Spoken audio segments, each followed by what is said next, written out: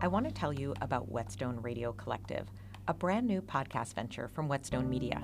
The shows from Whetstone Radio have a sound all their own, with discussions on politics, culture, global gastronomic histories, all centered on human empathy. Whetstone Radio Collective has some incredible shows for you, like Climate Cuisine from Taiwanese-American journalist Clarissa Wei, which looks at the way the climate crisis is fundamentally shaping our relationship with food, or Fruit Love Letters from Chef Jessamine Starr, which is like a Valentine to all your favorite fruits. I encourage you to check out some of the programming at Whetstone Radio Collective and continue to discover the immense power that food has on our communal lives.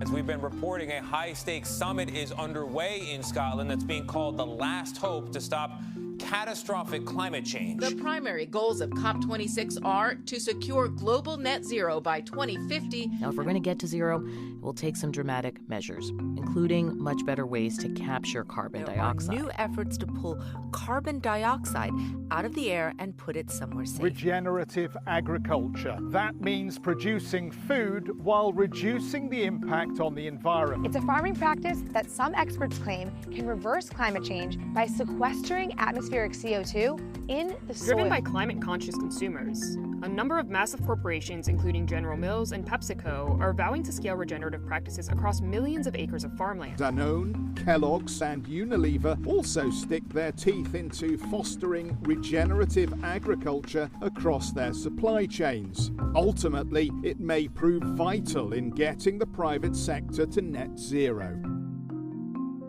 In October of 2020, Fast Company ran an article with the headline, "Annie's Mac and Cheese has always saved mealtime. Now it's saving the planet." The article was about how Annie's, a subsidiary of General Mills, was going beyond organic and leading the packaged food industry toward regenerative agriculture, with pictures on the box of the farmers who had produced the ingredients with regenerative methods.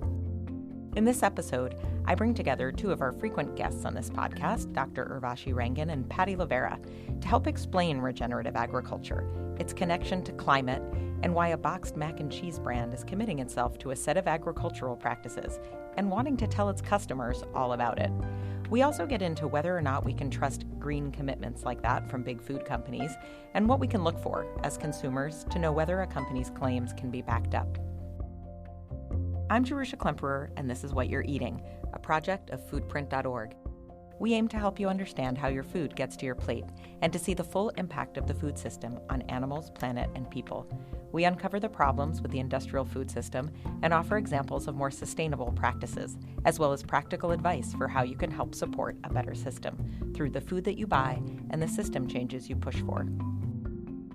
I'm Urvashi Rangan. I am Chief Scientist at Grace Communications Foundation. I've also been the co-chair for Funders for Regenerative Agriculture that we started about 2 years ago. And I'm Patty Lovera. I am a consultant on different food policy issues, including a lot of time in different arenas on animal agriculture, and also a lot of time, and Urvashi and I go way back on this, on standards and labels and how you communicate what happens in producing food and how you convey that to consumers. I sat them down together to hear their thoughts on regenerative boxed mac and cheese. But first I asked them to dig even deeper into what regenerative agriculture is, since for the average shopper of mac and cheese or anything else, it isn't necessarily common knowledge.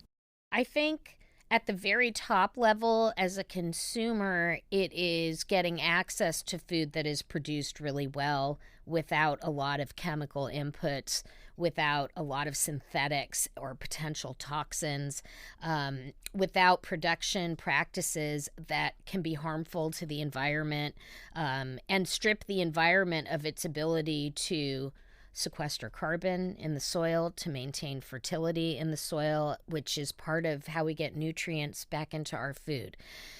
So it comes with a consciousness of all those things. And that is ideologically what regenerative is trying to get to, where you can farm and produce food in a way that is not stripping nutrients from the ground. It is not stripping the soil of its ability to take in nutrients, to give up nutrients to plants, to sequester carbon.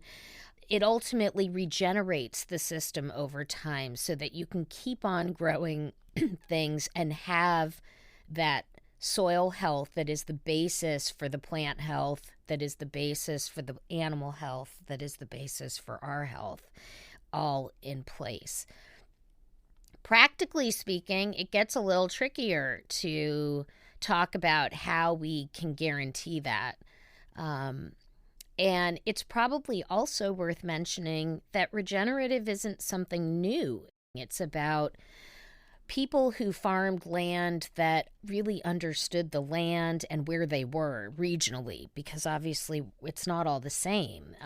Regions in this country differ so much, so it makes a huge difference where you are and then how you farm. Your problems are going to be different, your soils are going to be different, but the commonality among them all are these bigger principles about life in the soil, health in the soil, microbiology in the soil, and fertility in the soil.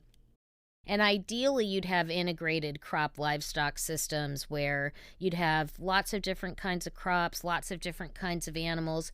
Those are the systems that have been shown to put the most biology back into the land and the fastest.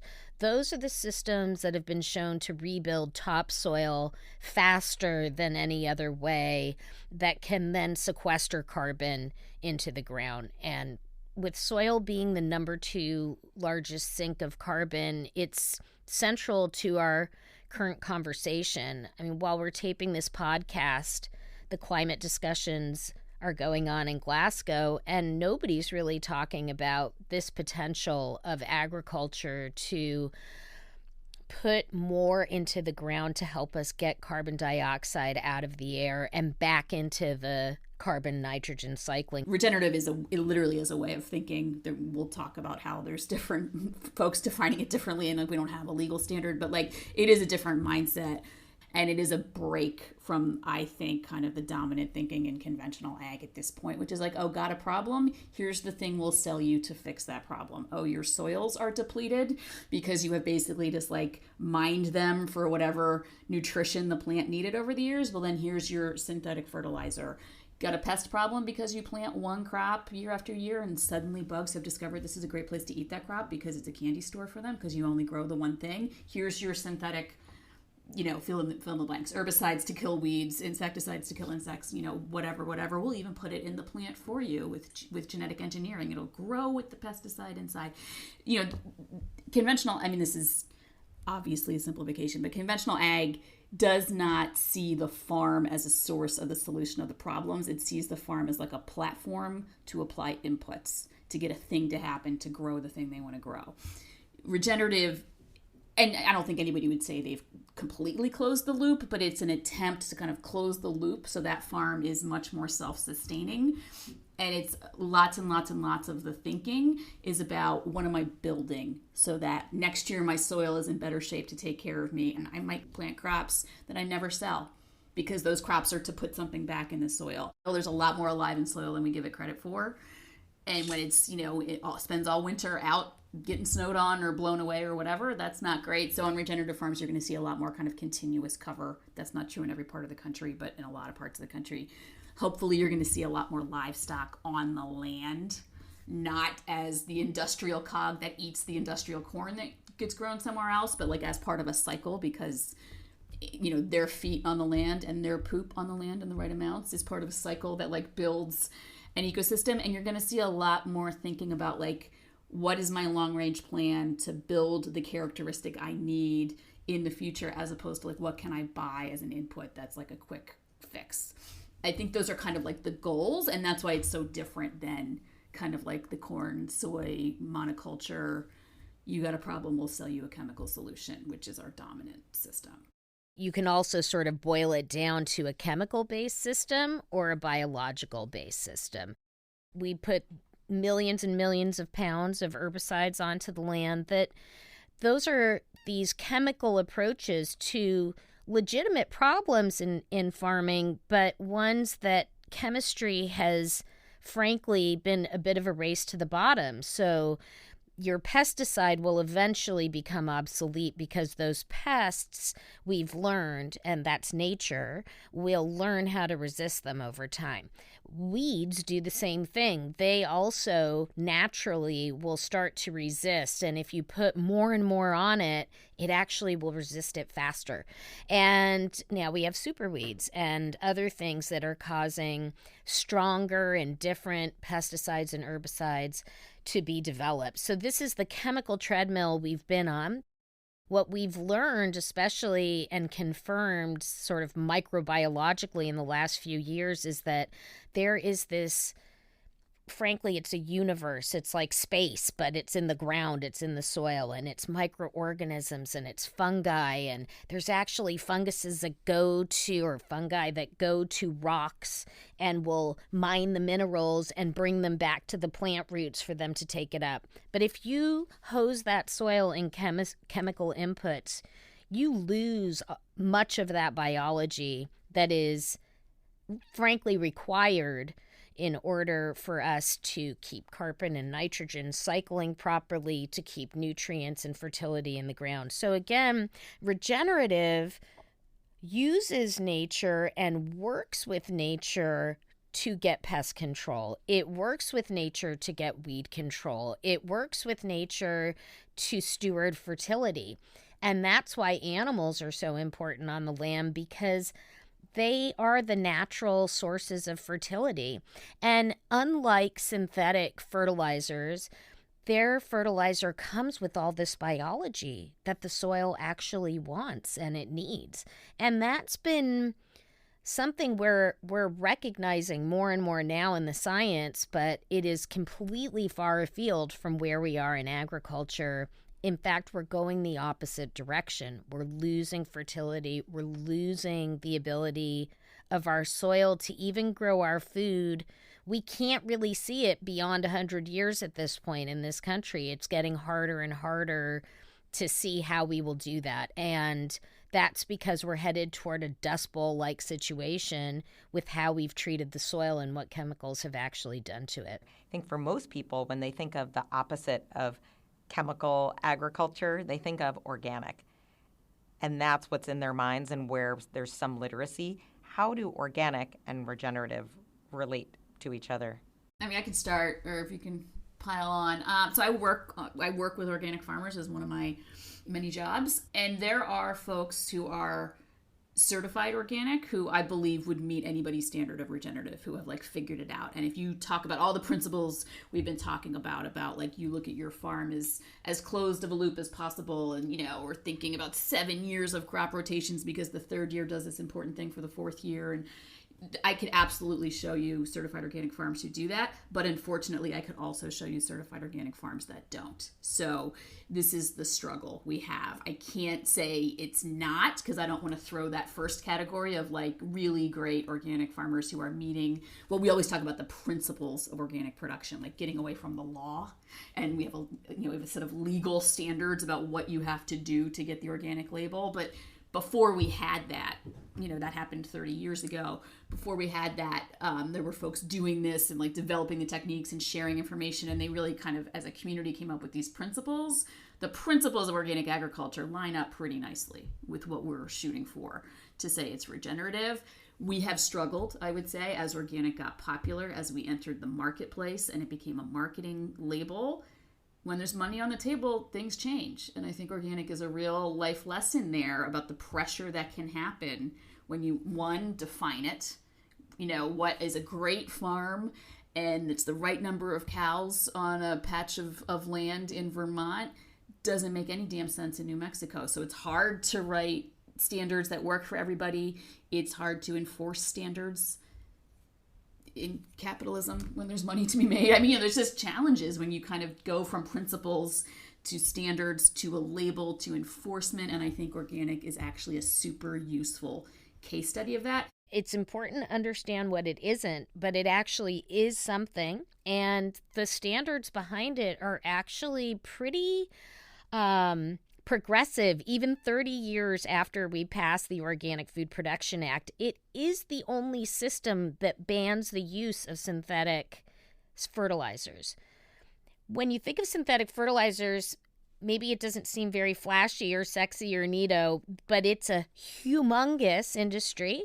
It is a huge fossil fuel-based industry. And in fact, it's one of the largest contributors of greenhouse gases out there. So even the poorest organic farm system is not using synthetic fertilizers. It isn't fully regenerative, but it is doing something significant, actually, when it comes down to it. Same thing with industrial pesticides. You may not use the bulk of industrial pesticides out there. There are a few that are approved that are synthetic, but for the most part, you cannot use those. So that is also significant, especially given the millions and millions of pounds of it that go into the environment that are considered probable or likely or known carcinogens. That said, I couldn't agree more with Patty that there is a spectrum of organic folks who are just meeting that standard and those who go all the way to providing regenerative systems, cultivating soil, and really where the rubber meets the road are increasing their soil health. And you can know that by some looking and physical measurements, but there is even more to know when you start to look at the biology of your actual soil and what is going on. And there's some really interesting researchers out there who are looking at microbial density, microbial diversity, and really able to get to now the more microscopic metrics of soil health. People think today we just talk about carbon credits in soil, and that's the only metric of good soil or good farming practices. It's a sad reductionism of what we really should be considering when there is such a broad spectrum of health attributes at that base level that should be considered. You also can't get very far with monoculture, and because some organic systems do allow monoculture, you are limited in the diversity you're going to be putting onto that land, which means you can only steward that soil so much and will not be able to optimize because you only have a monoculture system. So, it's important for people to think if you care about sustainability at all, we all should care about organic, and we should be supporting the farmers that are truly doing a good job. And I would just suggest to everybody you look locally first and support those that are in your own local economies. And that's the other sort of massive difference in approach is when people say, you can't scale regenerative, I say, well, it depends on what you think scale is. I mean, if scale is just making one farm really huge, probably not. But if you're talking about employing many more farmers to sort of mid-size operations or small scale, then you're talking about more people in the system, more diversity, and a better ability to actually grow things in a truly sort of meaningful and regenerative way. This brings us to the question of scale, and it's where boxed mac and cheese comes in.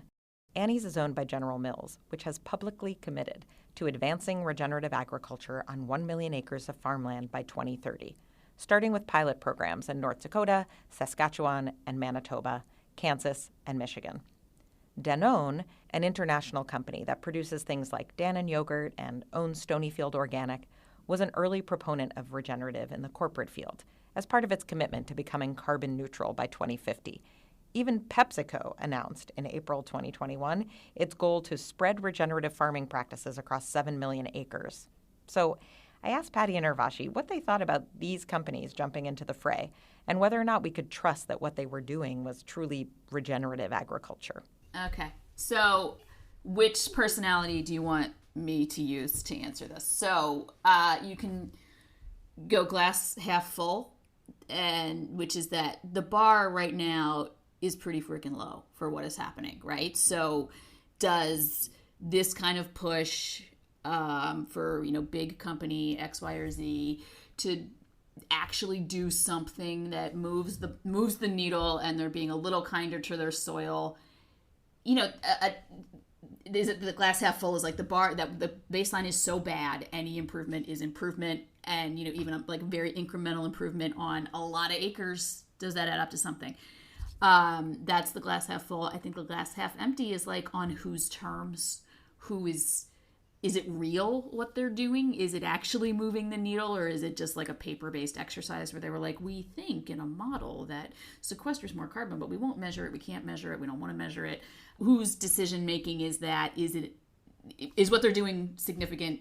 Are they really doing it? Is anyone checking? And then is it enough? And I think in the climate crisis moment we're finally talking about, it probably isn't enough. Like fiddling around the edges of chemical agriculture, for lack of a better term, is probably not the pace we need to be on. Like we need to be having conversations about like, what are we doing with nitrogen fertilizer? Like it is a climate bomb, right? Like why is that the basis of our system? Does company X, Y, or Z's commitment get them off that model in any usable time frame, right? But having said that, doing nothing because we're paralyzed for 5 years, is that good? I don't know, because the status quo is not good. So it's really like which end you want to approach it from. I usually approach it from like, it's not fast enough, it's not big enough, because that's just like where I live. But and also they're all what is actually very, very true is like we are doing this in a void of 50 years of being unwilling to regulate agriculture in any meaningful way. So like as we're doing this, Glasgow is happening, the Secretary of Agriculture is there, and he is rolling out plans left, right, and center where we openly talk about, well, we wouldn't ever regulate agriculture and tell them they can't do something. So instead, here's a long menu of various acronyms about ways we're going to pay big conventional agriculture to maybe do something that's slightly less bad. I mean, that's like the philosophy at this point in a moment when we're in a crisis and we should be re-examining all of these systems. And it's just like not even on the table that we would say you can't do that in agriculture. It's not even in our political repertoire to think about. And so then you end up with, well, companies are going to do it. What's their pledge? Is it real? What does it mean? Are they drawing the same box around how they can't count emissions, or did they like conveniently draw the box in such a narrow way they left out fertilizer, right? And you know, I mean, we could go on and on about this. I will say, I'm going to leave the company names out so you don't get sued, but like there is a very large organic operator in one region of the country that is owned by a multinational, perhaps based in France, dairy company, you know, that's got this very glowing and really snazzy graphics like climate pledge. And they just dropped a bunch of organic farms in a part of the country because it was too painful to go pick up their milk because they were small. So like, do I love that outcome, that that's part of your carbon accounting, that you're going to like make your farms bigger? You can make these numbers work any different ways, and there could be so many just so many unintended consequences of that, and we have no arena to discuss this. We have no common metrics to use. You're supposed to figure this out in the grocery store on your own, right? Because it's being done in the marketplace, and that makes me bonkers. Yeah, I love your fiddling around the edges of chemical ag, Patty. It's just, that's it. That's what a lot of these bigger companies are doing. They're sort of, you know, tweaking a few things, and then they want to call it regenerative because the baseline is so low. A company that wants to voluntarily step up and do something is not to be shamed. You know, I think it's good. And because so many of these companies who are trying to do this are so big, it's very hard to move big things in big steps. And ultimately, big things often move very incrementally. When you multiply that, you know, the sort of scale times the teeny movement, you still net out with something that may be somewhat effective. But to Patty's point, the crises we're in right now are so great that these little tweakings of movements are not going to get us to where we need to go in the amount of time to prevent a lot of harmful things from happening. And it's a bit disingenuous for companies to check the regenerative box when they are not doing the full regenerative scale of things. And I think transparency is also at play here, so that companies actually need to just tell you what they're doing. So if a company is going to say reduce the amount of pesticides it's going to use, then say that. And if we're going to grow, huge tracts of grain with less pesticide, then that's a good thing. Can you get those huge scales to a regenerative line? That's a different question. I wish these companies would not rush this to a marketing point. They should be at a time where they're looking inward and doing some real true cost, true value accounting of what their practices are doing that are harmful in several different areas: environment, economic, health. There's lots of buckets that they should be considering, and then they need to look about the value of what they're doing and the value of doing something different, and where you get mitigation of some of those risks. At the end of the day, regenerative ag will really net out as the right thing to do. But until we actually value those things, it never quite makes those balance sheets. Ultimately, though, I will say that organic, for all its foibles, is still an amazing example of an agricultural system that is growing and that consumers will pay more for. It only succeeded because consumers wanted it. It didn't succeed because USDA wanted to promote it. Good God. I remember when they got it, Patty, they did the announcement at a McDonald's, or they did it at a Whole Foods, but they came with their McDonald's breakfast, and they did not want this program. USDA's job was to market agriculture, so organic in many ways was anathema to that. It was like they didn't want to promote this alternative system, but they were given that regulatory authority. And organic didn't succeed because of the USDA. Organic succeeded because consumers had to learn what it was, which was a several-year process, and recognize the value and then be willing to pay more for it. And it's pretty amazing it happened. It grew something like 20% a year for decades. It was the only growing segment of agriculture. So there's the hope, People on the whole, I think, want a better system. And it shouldn't just be the people who pay more who are able to get it. And that comes down to regulations and how we bring the bottom up so that everyone actually has access to food that is produced well and is healthy for them, healthy for the environment, healthy for the animals, and allows our kids and their kids and their kids to continue to grow food. For some regenerative agriculture advocates or practitioners, carefully managed grazing of animals is an integral part of a regenerative system.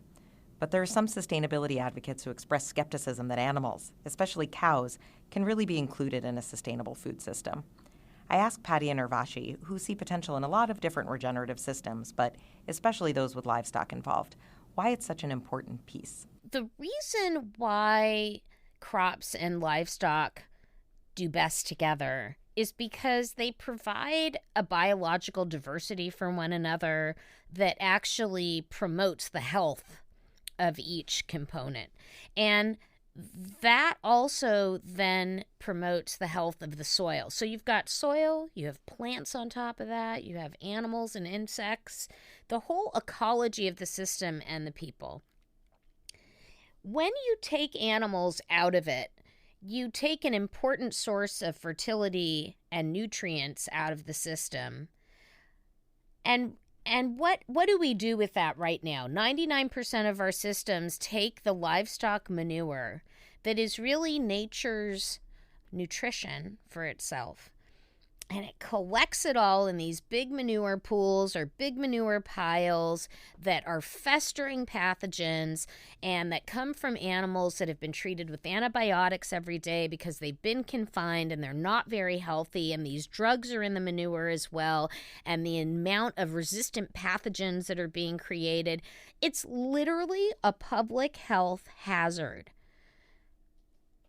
That's what's going on with most of the livestock systems that are sort of industrial managed today. you could literally stop that entire system of toxicity by putting animals directly on the land, by letting them poop and pee on the land, where their manure, as long as there aren't massive numbers of them, will be taken up by the environment naturally, and where the nutrients can be composted into the soil and put back into the plants that are growing in that soil, and without any collection of manure that would therefore be a public health hazard. That is just one example of the differences in livestock systems, where you take something that should be a natural fertility aid and has been taken and become a public health hazard. It's an air hazard, it's a land hazard, it's a water hazard. And then you also come with the advantage of not using synthetic fertilizers, the fossil fuel-based, the chemical-based fertilizers. So you it's sort of a win-win-win in that situation when you have them all together on the land in a system that is literally promoting health from the ground up.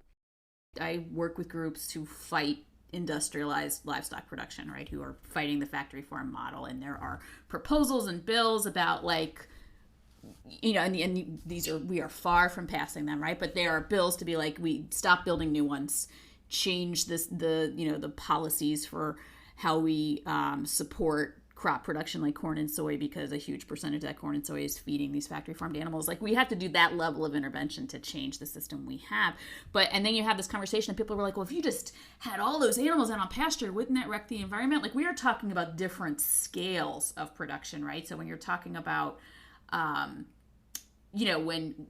we're talking about poop, right? So if you talk about poop that is in a factory farm system, it is a pollutant because of the amount of it in one place and the other chemicals and inputs that are part of that system. And then people are like, and you suddenly like poop when it's on a pasture? And I'm like, yeah, because we're talking about different orders of magnitude in the amount. So we're not talking about taking the I'm going to get the numbers wrong, the 9 billion chickens that we kill every year in this country and turning them loose on the countryside. We have to be honest, probably talking about less chickens in a system. So it's in balance where you're growing them, but in balance and done properly, it's like a revolutionary concept that gets you a much more closed loop, because there is a role for animals in a more holistic, like farm as ecosystem type approach. But it's going to be less animals. And then everyone freaks out, you're going to change our diets. It's like, we export a lot of this, so we need to help other countries make the same decision. And then, we probably have to have a conversation about how much meat we eat. But like that, none of that, like all of that is hard. But one, we have to do it if we're going to have this climate conversation.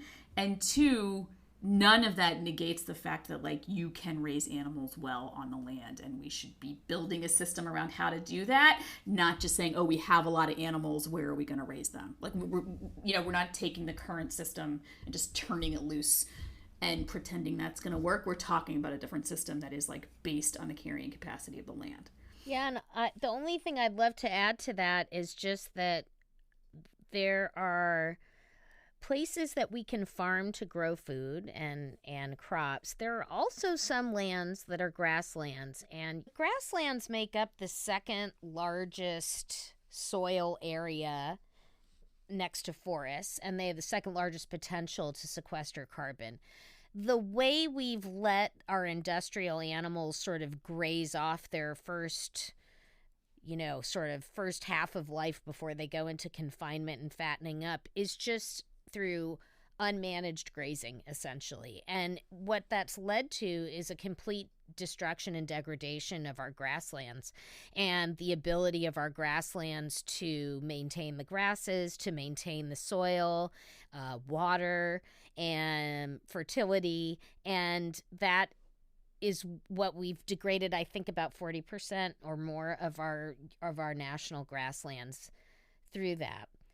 But again, regenerative livestock production does offer some really interesting ways of regrading that grassland. especially with animals that range. And that blows people's minds when you talk about that concept. And then people get mad like, oh, you're going to have cows running through the national forest. And it's like, no, we're not. If we don't allow that and we have smart regulations, we don't have to have cows rampaging through the national forest. Like, we can decide where and how we raise animals and do it in a way that is like good for that place, right? And it's also worth saying that the peoples who lived on this land long before we all got here, the white folks, were managing these lands with animals for thousands and thousands of years and doing it sustainably, and we came and really,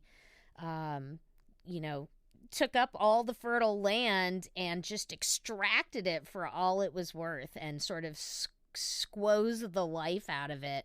And this is where we are now. And often when I hear people say, well, regenerative, you can't get there. That just seems impossible. It's too hard to do. The consequences of not going regenerative are probably going to be much harder. And so, we have the opportunity, and nature gives us this opportunity to actually reverse things. I find that as a scientist sort of mind-boggling. We can reverse the damage if we really want to do it. And we can bring back degraded lands again and make them alive. You can literally change things around 180 degrees. You mentioned, I wish these companies would just say what they're actually doing and not jump to marketing like, we're regenerative. It seems like the answer is they're doing it because they can. And so I thought maybe we could talk a little bit about this sort of nebulous place that this word and this, not label, but claim lives right now. Yeah, I mean, legally, at this point, there's nothing to point to, in federal law to say regenerative means this, this, or this. So you're not breaking any law I know about if you market your stuff that way.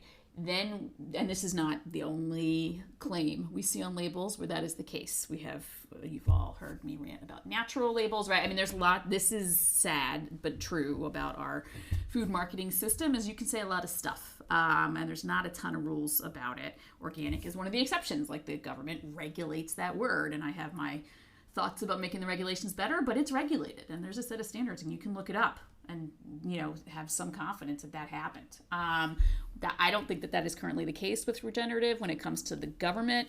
We're in this situation a lot as consumers trying to navigate this, and I think it's probably going to get worse before it gets better because they are clearly seeing the marketing potential of this word. Yeah. It's such a wild west out there in terms of what companies can say and how they want to say it and how they want to use it. So what should companies do? What should the companies who are currently claiming they're regenerative do? They ought to go get some kind of independent certification for what they are doing and claiming to do, and do the due diligence that they should do, like any organic producer would have to do, and do the paperwork, the audits, in order to get that certification, because that tells consumers something and there's some accountability behind that. Does fraud go on? It sometimes does. Can there be bad certifications, like Patty was saying, that don't have a lot of standards? There can be. So you do have to do your homework. Here are a couple that are trying to go that extra mile, that are doing a pretty good job of it. And you don't see them very often because it takes a lot to get their certification. But Regenerative Organic Certified, ROC for short, is one label that is requiring organic certified at the base of it. So you can't even get in and apply for it unless you are first and foremost certified as organic. Once you're there, though, this program offers several additional standards in the social, justice, welfare, farm workers category. It also offers more in the animal welfare standards that organics, don't really get into in a very either deep level, or in the case of social standards, not at all.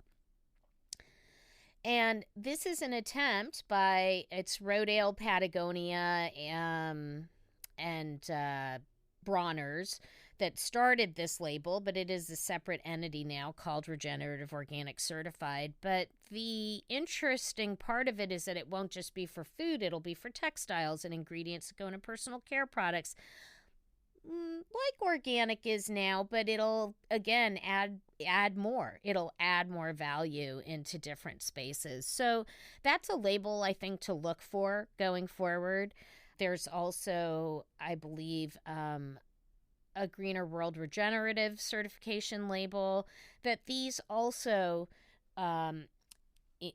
in addition to organic or even standalone, are offering a sort of significant amount of value to the products that are being produced. That label is from A Greener World, which is responsible for the very rigorous animal welfare approved label. They're currently piloting a regenerative label as well. Until we have widespread certifications, it sounds like we have to wade through broad-based claims from large companies, sometimes only on their websites or in press releases, and sometimes right there on the back of their mac and cheese boxes, promising to be part of the climate solution we so desperately need. Most of the decisions that we make policy-wise in ag do have inadvertent consequences or advertent consequences, but regen is a way to try to stop one-offing everything and get to the heart of the matter in a meaningful way that is lasting and will allow us to grow food for the next several hundred years. What You're Eating is produced by Nathan Dalton and me, your host, Jerusha Klemperer. The podcast is part of foodprint.org, which is a project of the Grace Communications Foundation. Special thanks to our guests, Dr. Urvashi Rangan and Patty Lovera.